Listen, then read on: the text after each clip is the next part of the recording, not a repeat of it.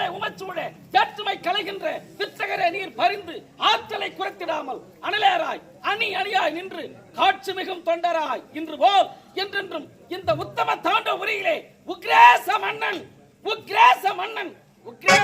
என்று பெயர் வகித்து சீரும் சிறப்போடு சர்வாதிகார ஆட்சி செய்கிறேன். சர்வாதிகார ஆட்சி என்றால் இந்த உலகத்திலே ஆண்டவனே இல்லை, தெய்வங்களே இல்லை என்ற கோட்பாட்டை முன்னே வைத்து என் நாட்டில் உள்ள ஆலயங்கள் அத்தனையும் பூட்டி வைத்திருக்கிறேன். நாட்டு மக்கள் யாருமே தெய்வ வழிபாடு செய்யக்கூடாது, ஆண்டவனை வணங்கக்கூடாது, அன்ன நைவேத்தியம் ஆராதனை ஆலயத்திலே எதுவுமே செய்யக்கூடாது. இந்த ஆலயத்தை பூட்டி சர்வாதிகார ஆட்சி செய்கிறேன். இருந்தாலும் என் நாட்டிற்கு சொந்தமான நிலங்களை பயிரிடச் செய்து அதில் விளைகின்ற நெல்மலைகளை தானிய கிடங்கிலே கொண்டு வந்து சேகரித்து வைத்துக் கொண்டு என் நாட்டு மக்களுக்கு பசி இல்லாமல் அன்னம் அளித்து வருகிறேன். இருந்தாலும் என் நாட்டுக்கு சொந்தமான நிலங்களை பயிரிடுவதற்கும் நீர் பாய்ச்சுவதற்கும் களவு போகாமல் காவல் புரிவதற்கும் தோட்டி வெள்ளச்சாமியை காவலில் வைத்திருக்கிறேன். தோட்டி வெள்ளச்சாமி மனிதனும் காவல் புரிகிறானா, தன் கடமையை ஒழுங்காக செய்கிறானா என்று நான் அவனை கண்காணிக்க வேண்டும். சந்திக்கிறேன் தோட்டி வெள்ளச்சாமி.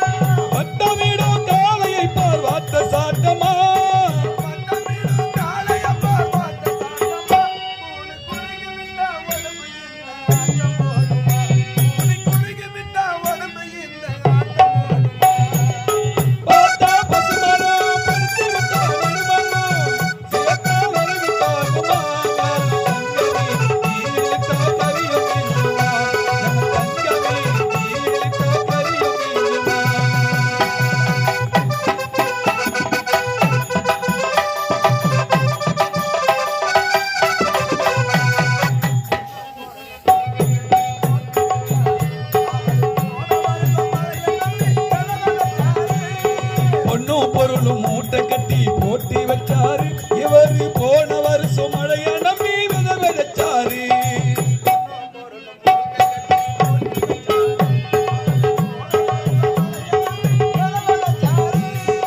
ஏத்து கணக்க மாத்தி மாத்தி எழுதி வச்சாரு. ஈசன் போட்ட கணக்கு மாறவில்லை போல் விழுந்தாரு. ஈசன் போட்ட கணக்கு மாறவில்லை போல் விழுந்தாரு. பார்த்தா பசுமரா பறித்து விட்டார் நடுமரம். சேர்த்தா வருகிட்டார் குமாரம். தங்கமே தீயிலிட்டா கரியம் என்றுமார். தங்கமே தீயிலிட்டா கரியம் என்றுமார்.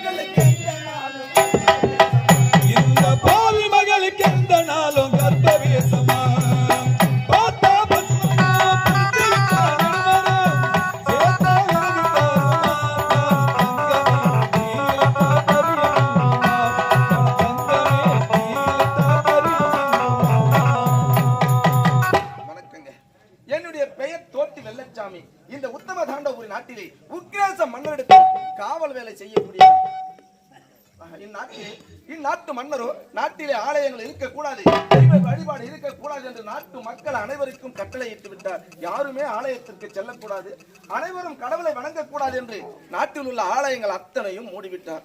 அத்தனையும் மூடிவிட்டாலும் நாட்டு மக்கள் யாருமே பசியோடு இருக்கக்கூடாது என்பதற்காக அரசாங்கத்துக்கு சொந்தமான விவசாய நிலங்கள் அனைத்தையும் பயிரிட்டு அதில் வருகின்ற தானியங்களை வாரி வாரி மக்களுக்கு வழங்கி கொண்டிருக்கின்றார். நாட்டு மக்களோ பசி இல்லாமல் சந்தோஷமாக இருக்கின்றார்கள். இருந்தாலும் என்னுடைய வேலை அந்த விவசாய நிலங்களுக்கு நீர் பாய்ச்சுவது, ஆடு மாடுகள் மேயாமல் பார்த்துக் கொள்வது, களவு போகாமல் பார்த்துக் கொள்வது, இதுதான் என்னுடைய வேலை. நான் மட்டுமல்ல, முப்பாட்டம் பரம்பரையாக இந்த காவல் வேலையை செய்து வருகின்றோம். எனக்கு ஒரு மனைவி, 7 குழந்தைகள். இந்த காவல் வேலையை செய்துதான் என்னுடைய மனைவி மக்களை நான் காப்பாற்றி வருகின்றேன். இருந்தாலும் அனுதினமும் காவல் வேலைக்கு செல்வதற்கு முன்பாக நான் சென்று மன்னரை சந்திக்கணும்.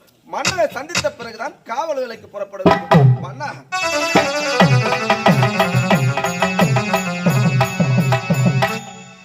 காவலுக்கு சென்ற தோட்டி வெள்ளச்சாமி இன்னமும் வரவில்லையே.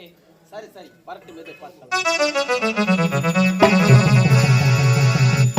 வான் உயர வரப்புயரும், வரப்புயர நீர் உயரும், நீர் உயர்ந்தால் நிலம் உயரும், நிலம் உயர்ந்தால் நெற்கதிர் உயரும், நெற்கதிர் உயர்ந்தால் குடிகள் உயரும், குடிகள் உயர்ந்தால் செங்கோல் உயரும், செங்கால் உயர்ந்தால் இந்த நாடு சீரும் சிறப்பமாக இருக்கும் என ஆட்சி புரியும் ஆமண்ணா இந்த தோட்டி வெள்ளச்சாமி வணங்குகிறேன். வெள்ளச்சாமி வாழ்க வாழ்க வாழ்க, நலமோடும் வளமோடும் நீ வாழ்ந்திருக்க வேண்டும். வெள்ளச்சாமி, அவசரமாக உன்னை அழைத்த காரணம் என்ன தெரியுமா? சொன்னால் தான் தெரியும். திசைகள் 4. திசைகள் 4: கிழக்கு, மேற்கு, தெற்கு, வடக்கு. உண்மைதான். வடக்கே வைரமேக தடாக பகுதி. அந்த பகுதியிலே நீரோடைகளும் சுனைகளும் நிறைந்த அந்த பகுதியில் வாழ் விவசாய மக்கள் நன்றாக இந்த ஆண்டு பயிரிட்டு இருக்கிறார்கள்.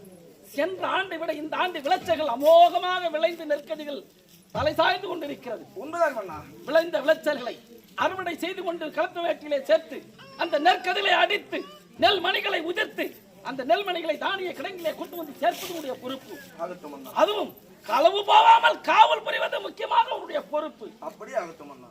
காவலில் உற்சாராக இருக்குவேன். மீண்டும் நான் உன்னை சந்திக்கிறேன். எந்த வருடமும் இல்லாமல் இந்த வருடம் வடக்கே வைரமேக தடாக பகுதியில் விளைச்சலோ அமோகமாக விளைஞ்சிருக்கிறது. விளைந்த நெற்கதிர்கள் அனைத்தும் அரசாங்கத்தில் வந்து சேர்க்க வேண்டும். தானிய கிடங்குகளிலே களவு போகாமல் பார்த்துக் கொள்ள வேண்டும் என்று உரைக்கின்றாரு. எந்த வருடமும் எப்பொழுதுமே இந்த மாதிரி உரைத்ததே கிடையாது. சரி சரி, இவர் உரைக்கிறார் என்றால் அதில் எத்தையோ அர்த்தம் இருக்கிறது. இருந்தாலும் இப்போதான் நான் புறப்பட வேண்டும் காவல் வேலைக்கு. உயர்ந்த இடத்தில்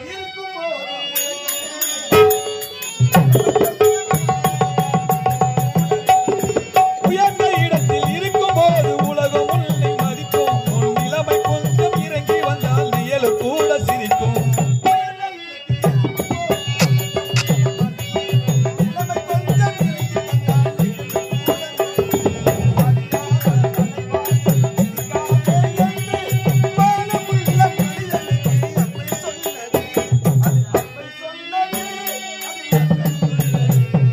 பரமசிவன் கைத்தில் இருந்து பாம்பு கேட்டது, கருடா சௌக்கியமா?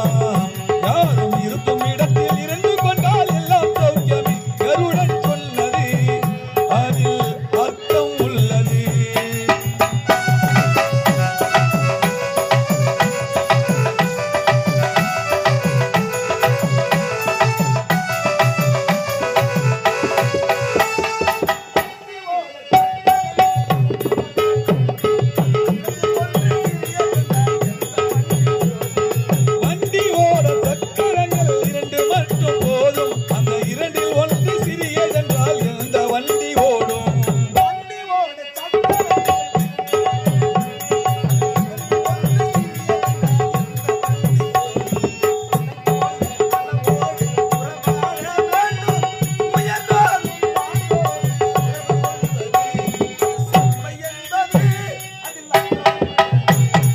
பரமசிவன் கழுத்தில் இருந்து பாம்பு கேட்டது, கருடா சௌக்கியமா? யாரும் இருக்கும் இடத்தில் இருந்து கொண்டால் எல்லாம் சௌக்கியமே. கருடன் சொன்னது அதில் அர்த்தம்